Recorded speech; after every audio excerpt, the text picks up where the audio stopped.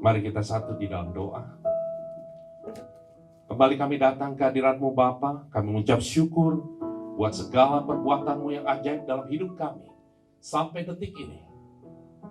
Kami percaya perlindungan-Mu sempurna menyertai kami setiap umat yang berseru kepada Tuhan, yang berharap kepada Engkau Tuhan.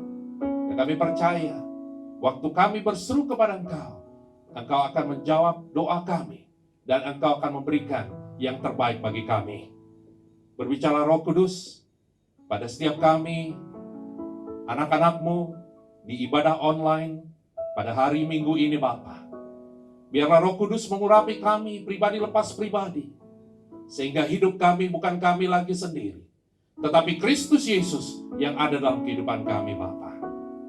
Urapi Tuhan, mulut bibir lidah hamba-Mu yang tidak ada apa-apanya ini Tuhan. Biar sebentar firman Tuhan yang kami dengar, itu menjadi rema dalam hidup kami. Bukan hanya kami dengar saja Bapa, tapi kami lakukan dengan segenap hati kami, dengan segenap jiwa kami, dengan segenap akal budi kami, dan dengan segenap kekuatan kami Bapa.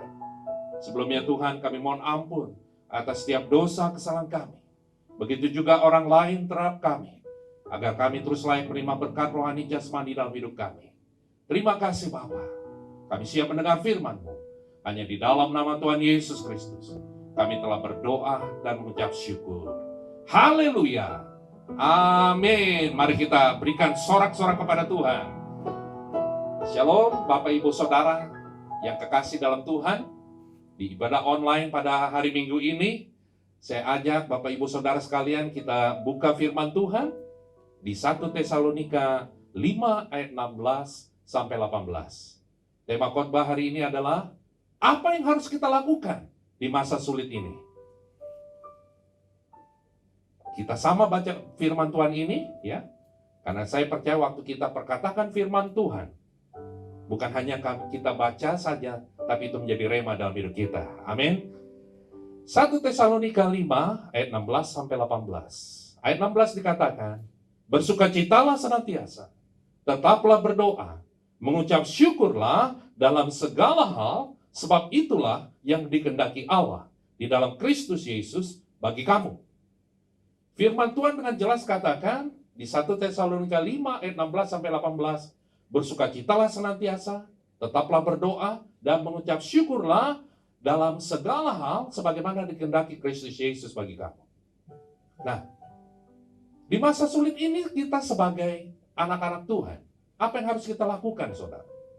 Banyak orang seperti sudah hilang pengharapan, putus pengharapan karena Tuhan, aku sudah doa, tapi belum ada jawabannya. Mana mujizat-Mu Tuhan? Banyak orang yang putus asa karena sebagian besar dari mereka sudah tidak bisa bekerja.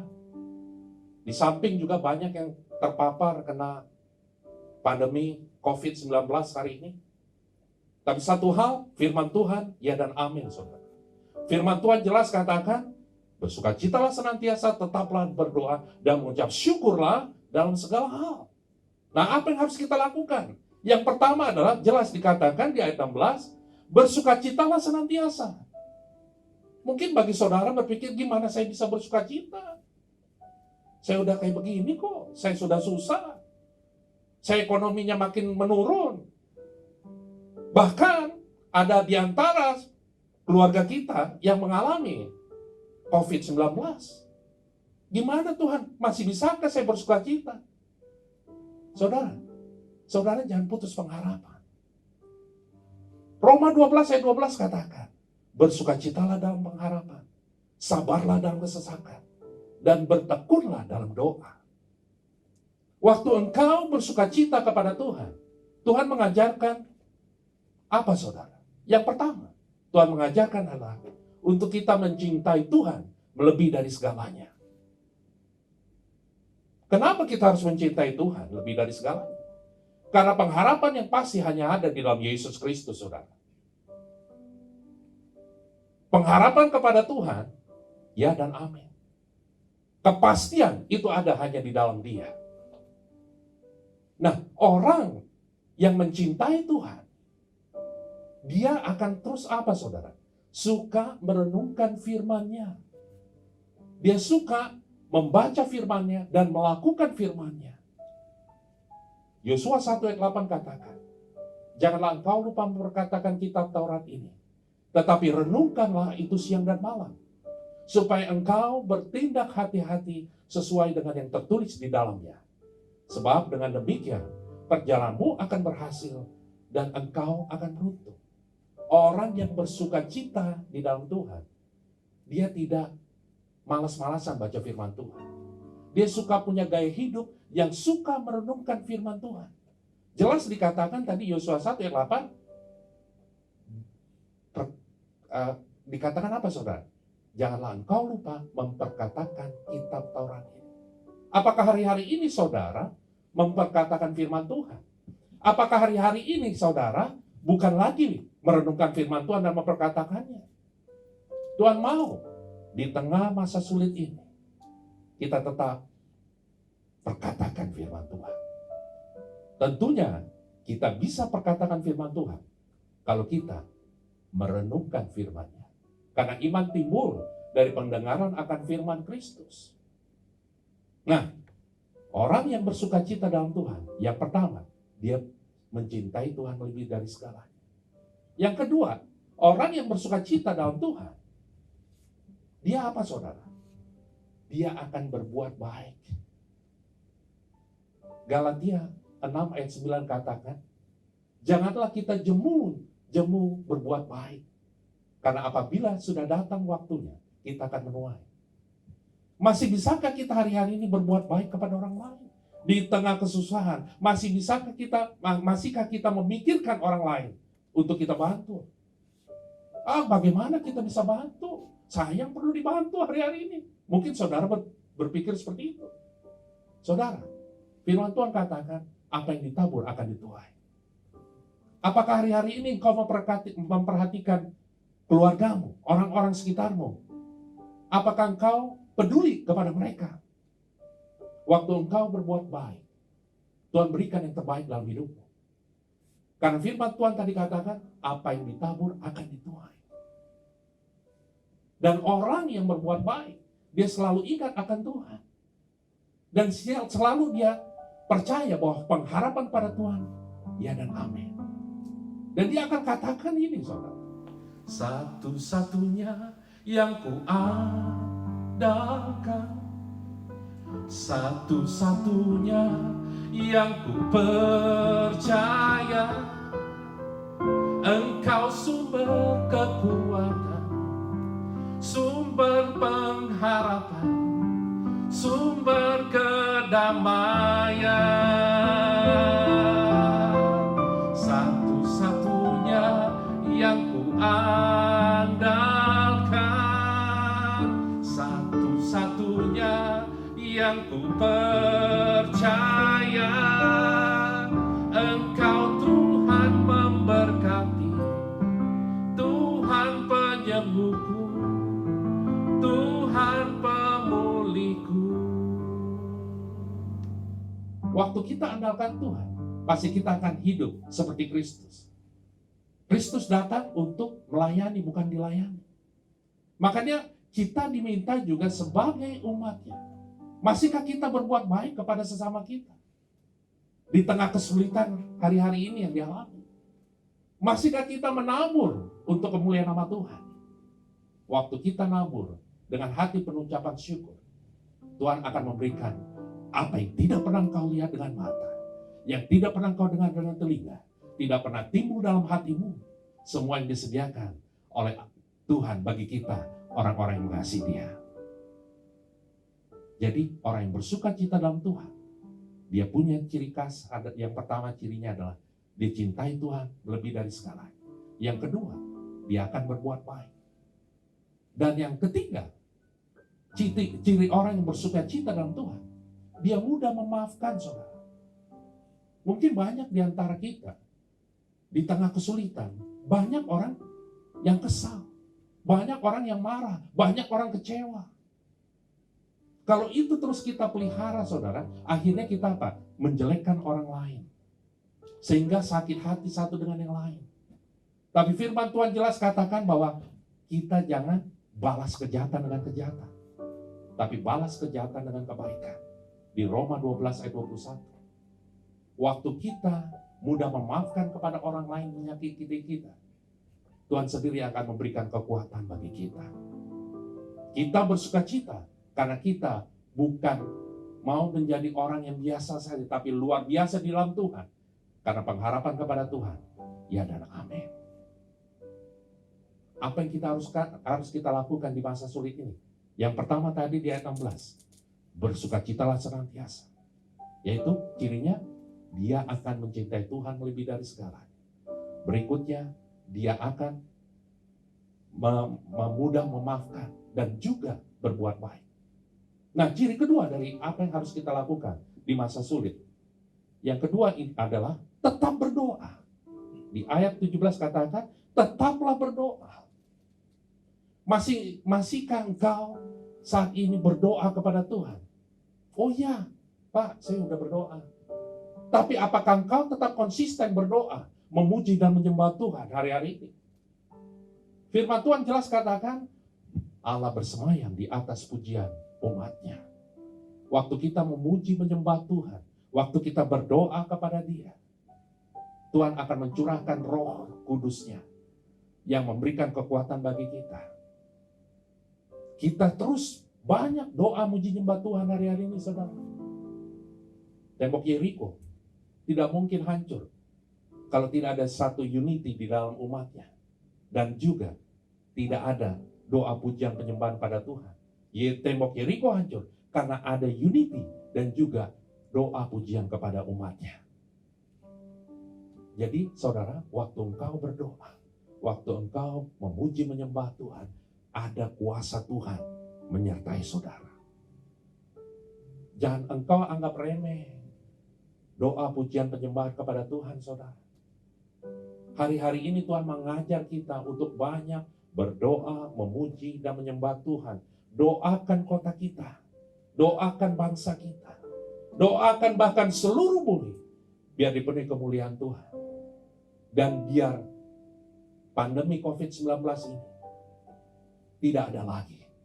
Tapi satu hal, kita percaya bahwa Allah turut bekerja dalam segala sesuatu untuk mendatangkan kebaikan bagi kita umatnya yang mengasihi Dia. Jadi apa yang harus kita lakukan di masa sulit ini? Tadi yang pertama, bersukacitalah senantiasa. Yang kedua, tetaplah berdoa, saudara. Berdoa, memuji, dan menyembah Tuhan. Yang ketiga, saudara, apa yang harus kita lakukan di masa sulit ini? Di ayat 18 1 Tesalonika 5, jelas katakan, mengucap syukurlah dalam segala hal. Mengucap syukur bukan pada saat engkau diberkati Tuhan. Pada saat engkau mengalami berkat Tuhan yang luar biasa. Masih bisakah kau mengucap syukur pada saat engkau tidak mengalami berkat dalam hidupmu? Masih bisakah engkau mengucap syukur pada saat engkau mengalami yang namanya kesakitan dalam hidupmu? Masih bisakah engkau mengucap syukur pada saat engkau ditindas? Pada saat engkau melakukan kebenaran firman Tuhan, tapi engkau mengalami penganiayaan? Masih bisakah engkau mengucap syukur, saudara, hari-hari ini? Waktu kita mengucap syukur kepada Tuhan, waktu kita berserah kepada Tuhan, Tuhan akan memberikan yang tidak pernah kau lihat dengan mata, yang tidak pernah kau dengar dengan telinga, tidak pernah timbul dalam hatimu, saudara. Orang yang mengucap syukur, dia akan berkata seperti ini, saudara. Ku bersyukur Bapa, ku bersyukur Tuhan, buat kasih setiamu di dalam hidup. Ku bersyukur, ku bersyukur Bapa, ku bersyukur Tuhan, buat kasih setiamu di dalam hidup.